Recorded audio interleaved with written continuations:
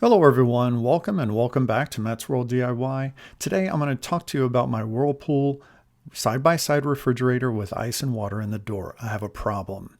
The refrigerator side has the light that comes on, but the freezer side, the light has burnt out. So today I'm going to show you how to change that bulb right there. That's the burnt out bulb in the freezer.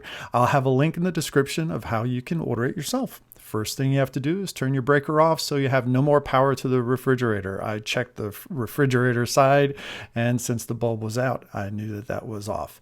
Now here is the replacement bulb I ordered from Amazon. Again, I'll put a link in the description so you can order one yourself if you need it. And that little springy side, that is important. That's the side that you want to pull out. And the only tool I used was this little plastic putty knife. And that helped me pull the bulb out of its housing.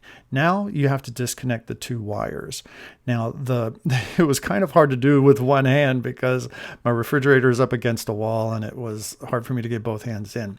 But you'll notice that on the bulb, one of the little prongs is wider than the other. Now the original has those brass looking prongs and the brand new one that I got has more silver.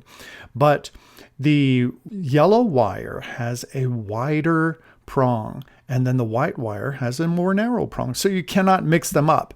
So once you have it connected, turn your power back on, check the refrigerator. It works again. So now, boom, I have power and my light bulb in the freezer works. Push the side that has the little bridge first and then the click in the springy part. I hope this video has been helpful to you.